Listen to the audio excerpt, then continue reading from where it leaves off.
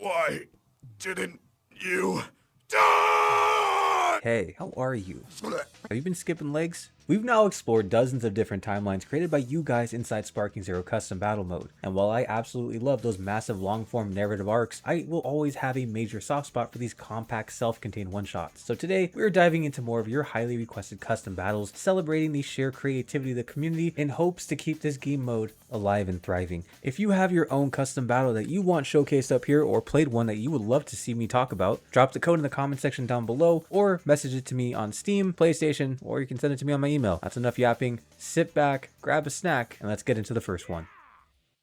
In this reality, things spiral off the rails before they even begin. The Dragon Team enters Babidi's ship, but Dabura never attacks the group, so he never turns Krillin or Piccolo into stone. Instead, he lures Gohan, Goku, Supreme Kai, and Vegeta directly into the heart of Babidi's spaceship. Taking Supreme Kai's warnings to heart, Goku makes short work of the lower level minions, preventing them from siphoning even a drop of energy from Majin Buu. Babidi finds himself cornered with only Dabura as his defense. Desperate, the wizard reaches out, probing the minds of the Z-Fighters until he detects a dormant, ancient evil buried deep within one of them on the outside of the ship. He targets Piccolo, flooding his psyche with the flashes of his former life as the Demon King, forcing him to relive the brutal defeat at Goku's hands. Babidi expects a puppet, but what he summons is much different. Dabura steps forward to greet the supposed new Majin servant, but Piccolo's malice extends far beyond Babidi's control. Piccolo turns on the Demon King instantly. He mocks Dabura, rightfully claiming that he sits at a level of power the demon could only dream of. Even as Babidi frantically tries to maintain his spell over Piccolo and pump more dark magic into Dabura to suppress the Namekian, it proves futile. Piccolo unleashes a massive beam, obliterating Dabura and reclaiming his title as the true Demon King. With his first foe turned to ash, Piccolo sets his sight on Babidi. The wizard realizes his spell failed, creating a gateway for a repressed, malevolent persona to resurface rather than crafting a new subordinate. It isn't too long until Piccolo finds Babidi, and within seconds the wizard falls on the field, leaving Demon King Piccolo to enact his plot of global conquest. He begins to utilize his Namekian magic to scan the globe, corrupting the hearts of every evil being that inhabits the land. Goku finally catches up to congratulate his friend, oblivious of the magic he just set out on Earth. The Demon King stands ready to exact his long-awaited revenge. Goku recognizes the shift in Piccolo's demeanor, realizing the malice radiating from him is identical to the ancient evil he faced decades ago. As the battle erupts, Goku tries desperately to reason with Piccolo, reminding him of the bonds he has forged with Gohan, Dende, and himself. Piccolo flinches for a split second, but this dark magic takes over. He declares that Goku and anyone else standing against the Demon King will die. Before long, Goku realizes that Piccolo's dark power-up is forcing him to push his limits, and he has to use Super Saiyan 2. The two warriors lock eyes across the destroyed landscape, sparking a brief flashback to their legendary clash at the World Tournament many years ago. Subconsciously, Piccolo had spent his entire life training for this inevitable day, the moment he would finally exact his revenge, kill Goku and claim dominion over this world. Refusing to let history repeat itself, Goku rushes back into the battle. Piccolo's relentless assault continues to press the advantage, forcing Goku to escalate all the way into Super Saiyan 3. Realizing he can't win a prolonged fight of raw power alone, Piccolo relies on a tactical approach. He deploys a clone to keep Goku occupied while the true Demon King conceals his energy in the shadows. Mid-combat, the clone catches Goku off guard with a paralysis beam, freezing him in place just long enough for the real Piccolo to fire a devastating special beam cannon. The attack deals massive damage, and before Goku can mount a counterattack, his remaining time on Earth expires, forcing him back to the afterlife. With his greatest rival removed from the board, Piccolo returns to the King's castle, reclaiming his throne as the supreme ruler of Earth. Gohan refuses to let the world fall, arriving at the castle to save his mentor. Piccolo orders the boy to submit and serve him, but Gohan makes it clear the only way he'll ever bow is if he's dead, leading the Demon King to a barren wasteland to avoid collateral damage to the city. Gohan activates Super Saiyan 2, and through King Kai, Goku's voice echoes from the other world, telling Gohan that he is the only one left who can reach Piccolo. The ensuing battle turns into a brutal slugfest. Piccolo fights with the explicit intent to kill Gohan, belittling his pupil's weakness, but Gohan fires back, declaring that he's no longer the child that Piccolo trained. They trade devastating blows until Piccolo gains the upper hand and begins charging his ultimate attack. Now staring down the barrel of the blast, Gohan flashes back to every meaningful moment they shared, refusing to give up on his master. Piccolo unleashes his lethal Hell Zone grenade, engulfing the battlefield in a massive explosion. As the smoke clears, Gohan appears to have been taken down. But mirroring his father's classic tactics from the past, Gohan used a hidden Kamehameha to propel himself entirely out of the blast radius at maximum speed, launching a direct counter-assault that knocks the Demon King unconscious. While Piccolo lies defeated on the ground, the dark echo of the Demon King rings through his mind, commanding him to get up and finish off Gohan. But cutting through the malice, two other voices emerge, the very warriors who helped redefine his entire existence. Nail and Kami manifest within his psyche, forcing Piccolo to look back at the path of redemption he chose years ago, and the true strength he achieved because of it. Evoking the memory of the day he sacrificed his life to save Gohan, Piccolo realizes that humanity was never the plague the original Demon King believed it to be. Driven by the profound experiences he lived through alongside Goku and his friends and taking immense pride in his true Namekian heritage, Piccolo violently forces the malevolent persona back down into the deeper recesses of his soul, internally erasing its control through sheer willpower. He awakens back in the wasteland, entirely conscious and deeply embarrassed by the catastrophic damage he's caused the planet, but Gohan is right there beside him, his eyes bright with relief, simply happy to have his friend back. With the crisis averted, the Z-Fighters gather the Dragon Balls, wishing away the destruction and returning the Earth to its peaceful setting. At this point in the timeline, Piccolo's internal struggles seemed long buried, but the regression hits on a very humane level. Even in everyday life, as we learn and grow through new experiences, it is incredibly easy to stumble back into toxic habits we spent our entire lives trying to overcome. When that happens, we usually have to rely on friends, family, or a solid support system to bring us back to our senses, and that idea is really well replicated here. Of course, the only way you could pull this extreme level of raw malice out of the modern Piccolo is through the lens of Bobby's dark magic. While we've seen variations of this specific storyline explored before in games like Supersonic Warriors or Tenkaichi Tag Team, it remains an incredibly fun what-if scenario and one of my personal favorites to see resurface every few years.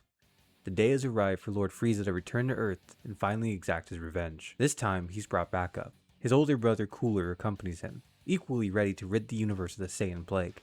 The moment their ship touches down, they make their presence known, obliterating massive chunks of the planet. Gohan is the first to detect the catastrophic power levels and drops down directly in front of the Tyrant duo. While they are hunting for Goku, both he and Vegeta are entirely off planet, meaning Gohan has to handle the invasion alone. Fortunately, he's more than enough. Having witnessed Gohan's capabilities firsthand during the Tournament of Power, Frieza realizes he can't afford to let his guard down here. The battlefield violently shakes as their initial clash erupts, and it quickly dawns on Frieza that Gohan's strength has reached entirely new heights since the last time they met. An impatient Cooler barges in and decides to take over for Frieza, only to be left in shock by the raw, overwhelming power of a modern Super Saiyan. This custom battle throws a brutal curveball at the player. These fights continuously refill both Frieza and Cooler's health bar until the very end, making each encounter exceptionally long and forcing you to heavily prioritize your own health. Now, after finally getting warmed up, Gohan decides to show Frieza a secret, transforming into his beast form and pulverizing both brothers. From the sky, another warrior decides to join the battle. Piccolo wants to tag in, ecstatic at the chance to finally exact revenge on Frieza for the Namekians he slaughtered years ago. Cooler's fed up and powers up to his final form, and while he manages to hold his ground for a brief moment, Piccolo activates his own power up and leaves Cooler in the dust. Frieza eventually jumps back into the arena to save his brother, unleashing Golden Frieza across the battlefield, but Piccolo has one more transformation underneath his belt. Ascending into his orange form, he proceeds to finally avenge the Namekian people,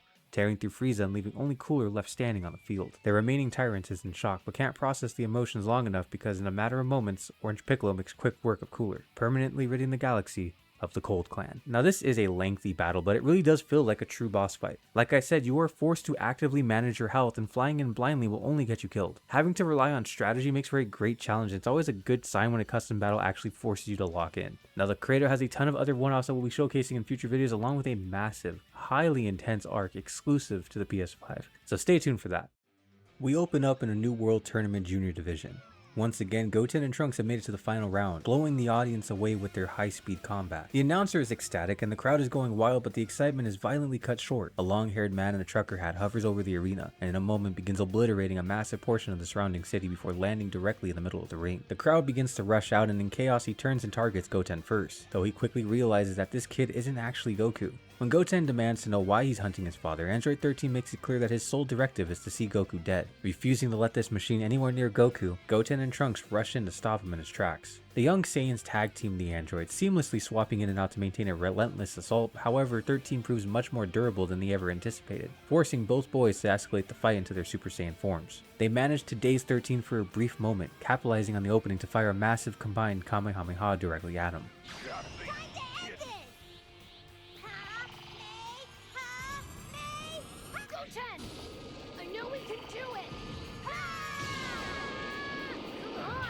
Trunks begins to celebrate, but Goten notices 13 rising from the rubble. Anticipating a worst case scenario, the rogue android brought the cores of his fallen comrades with him. He absorbs the components on the spot, transforming into Super 13 and now shifting the tide of battle to dominate both Saiyan boys. Trunks charges headfirst one more time, but 13 tricks him, catching him point blank with a devastating SS Deadly Bomber. Goten rushes in to save his friend, but he's also caught by one of 13's sneak attacks. With both Saiyans battered on the ground, a voice echoes out, instructing them to perform the fusion dance as their only viable path to victory. Goten opens his eyes, his father's words ringing that he believes in them. He snaps back to reality and Goten helps Trunks to his feet. The duo exploit the android's massive ego and lack of attention to execute the fusion dance.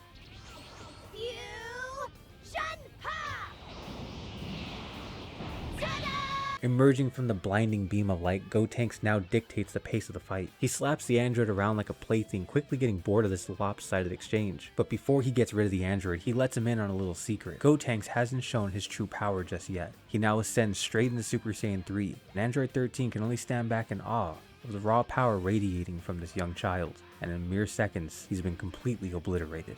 This feels like a classic Z movie subplot.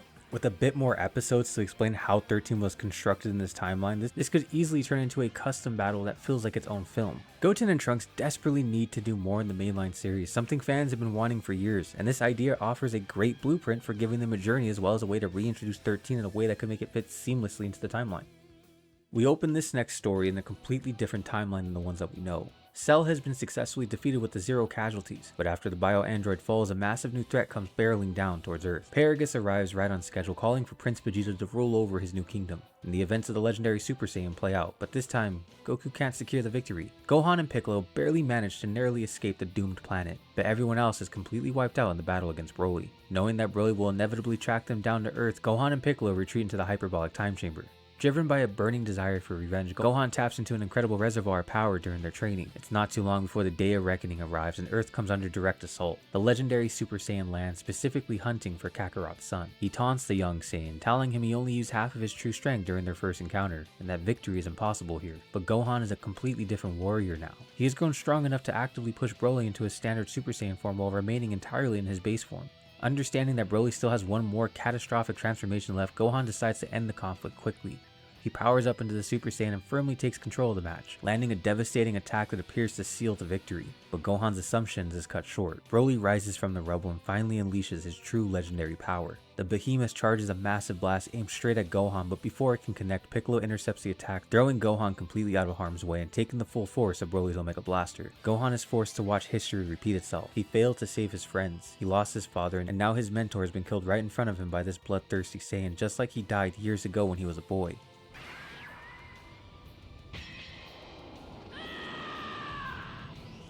Broly's mocking laughter quickly fades as he turns to see the young Saiyan erupt into an entirely new tier of power. Awakening Super Saiyan 2, Gohan completely outclasses his opponent. The legendary Super Saiyan can't keep up with Gohan's blinding speed. And with no intention of dragging the fight out, knowing that Broly will only continue to adapt and grow stronger, Gohan immediately ends the Saiyan's life with the father-son Kamehameha.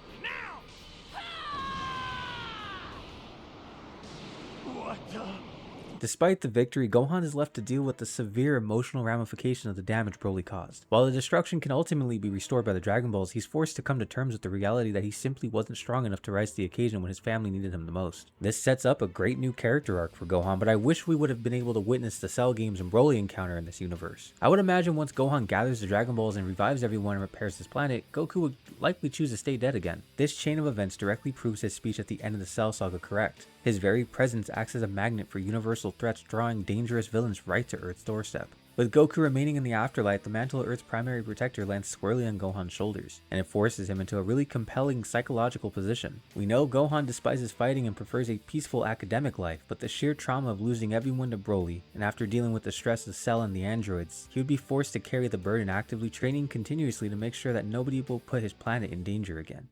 And that's where I'll stop for today. Thank you all for the incredible support on these videos and for showing love to the creators who are putting together these wonderful stories. Sparking Zero's upcoming DLC is surely going to put even more stories into this mode, and I can't wait to see what you guys manage to build with all the new characters. But before I head out, I want to hear from you down in the comments. Which one of these custom battles did you enjoy the most, and which scenario felt the most realistic to you? Also, if you're in charge of the official series, how would you bring Android 13 back and integrate him into the main timeline? That's enough for me. It's been your local overanalyzer Artellings, and I hope you have yourself a damn good one.